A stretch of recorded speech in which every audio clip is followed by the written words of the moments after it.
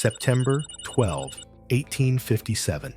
The SS Central America sinks in a hurricane with 30,000 pounds of California gold and 425 souls on board. For over a century, it was America's great lost treasure story.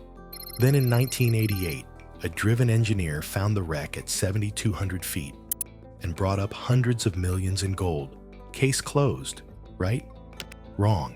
New underwater drone scans changed the story again, and not because they show more gold. They raise a harder question. Who actually owns what is still down there?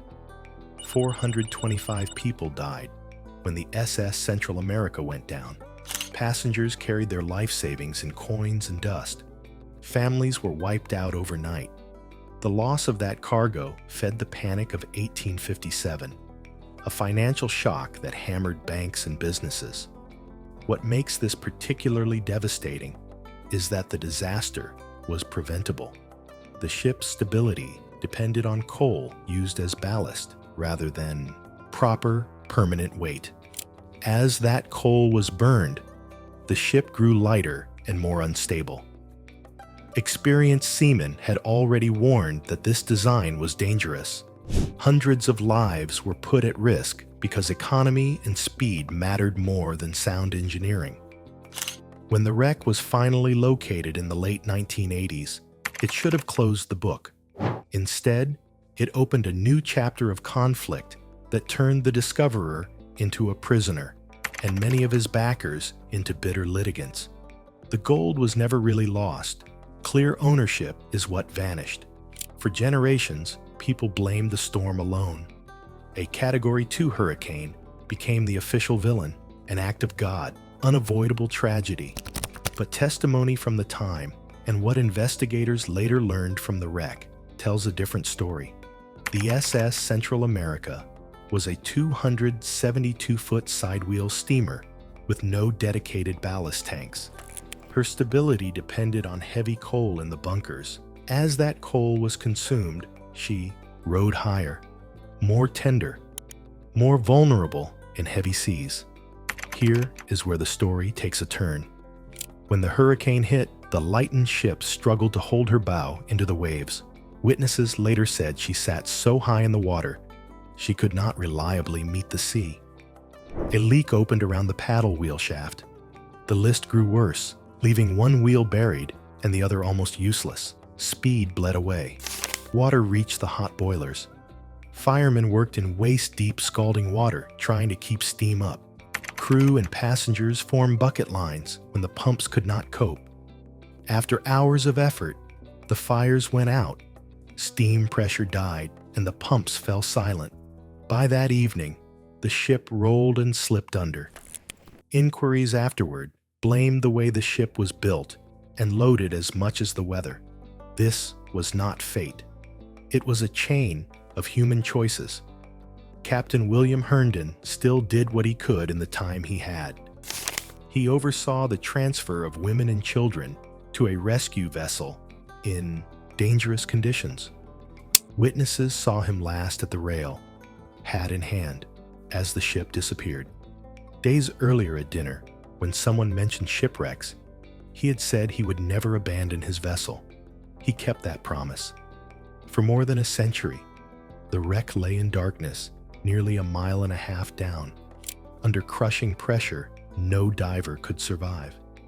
If anyone was ever going to see it again, the search would have to rely on machines. That is where Tommy Thompson comes in. Thompson, an engineer obsessed with the ship of gold, used mathematical search techniques and old reports to narrow down the likely resting place. Then he helped build a remotely operated vehicle, an ROV, with cameras and mechanical arms designed to work on the seafloor where only machines can function. On a September day in 1988, 131 years after the sinking, his team found the wreck off the Carolina coast. The images were stark: gold coins scattered in the sediment, ingots lying in the wreckage, the torn remains of a ship silent since 1857. Over the next few years, The operation recovered thousands of coins and hundreds of bars. One bar alone sold for millions. Thompson proved that extreme depth wrecks could be found and worked systematically. He looked like the model of the modern salvage pioneer. He was, for a while. But here is where it gets complicated. To finance the hunt, more than 100 investors had put up millions. They then watched years of headlines about staggering treasure values. What they did not see were matching returns. As legal costs mounted and disagreements surfaced, some investors and crew turned to the courts. At the same time, bigger players stepped in. Insurance companies that had paid out claims in the 1850s argued they still owned the cargo. Thompson's company claimed that the risks taken to find and recover the gold entitled them to control and reward under maritime tradition. Courts largely agreed with the insurers, treating them as legal owners while reserving salvage awards for the finders. On paper, it sounded like a compromise.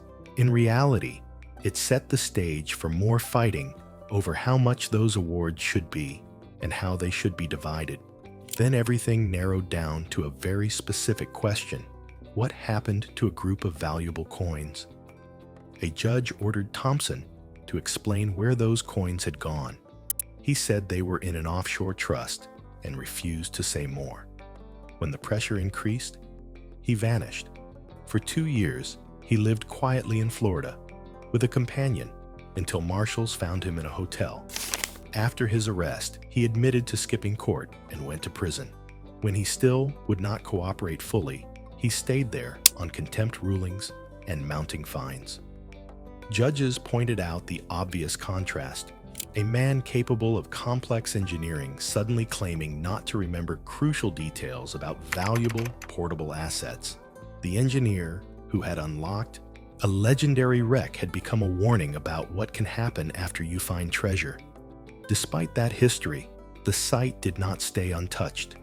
A later operation returned under a new arrangement, this time presenting the work as archaeological excavation rather than a simple gold grab. A more advanced ROV, capable of staying down for days, mapped large areas around the wreck with high-definition video, then began carefully lifting coins, bars, and artifacts. The pictures and recovered items were remarkable. More gold, everyday objects, even fragile old photographs of passengers preserved inside their cases. The methods looked more like underwater forensics than a salvage free-for-all. The legal fights still did not stop. Now the latest twist comes from autonomous underwater drones. These vehicles can roam the seabed on pre-planned routes, using sonar and cameras to build fine-grained maps. Over the SS Central America site, new surveys show promising mounds and patches that earlier work missed or left alone. Some of those shapes likely mark remaining coins, bars, or other objects buried in the mud. On the technical side, the next step seems obvious. The coordinates are known, the tools work. The ocean is as hostile as ever, but that is now a problem engineers know how to manage. Bottom line, the most dangerous part is what happens after the gold reaches the surface. Old insurance claims still hang over the site. Salvors argue that without their risk and expertise, the treasure would remain unreachable. Early investors remember what happened the last time they believed in a grand deep-sea promise. Courts must sort through contracts, past rulings, and international maritime rules. On top of that, the wreck is a grave. 425 people died with that ship. Every new dive passes over their last moments. Some say any further disturbance crosses a moral line, and that certain wrecks should be left in peace. Others argue that careful excavation, with proper respect, preserves history that would otherwise be lost to corrosion and trawling. The gold is there, the tools to reach it exist. The law, ethics, and human judgment are the parts that struggle. Here is the uncomfortable truth. The treasure itself has not been truly lost for decades. People know where it lies and how much has already been lifted. New drones, will likely reveal even more. What remains unresolved is who has the right to take what is left, and whether anyone still should. This story is not only about coins and ingots on the seabed. The most revealing part is about choices. The choice to build an unstable ship, the choice to push ahead in bad conditions, the choice to chase fortune in the depths, and the choices made afterward in boardrooms and courtrooms. With potentially millions more in gold still below, the question hanging in the water is simple and brutal. Who will dare go after it next, knowing what happened to the last people who tried? Modern undersea technology can show us almost anything. It cannot tell us when to stop. Treasure hunting sounds romantic. In practice, it has broken reputations, fortunes, and lives. The SS Central America remains both an archaeological site and a legal warning, bound forever to the 425 souls who never made it home. How much gold truly remains? New scans will bring us closer to that answer. Whether we should disturb a grave to find out is a question no machine can answer. The ocean does not hide treasure. It protects it from us. Maybe that is not such a bad thing. If you recovered gold from a shipwreck, would you keep it or return it?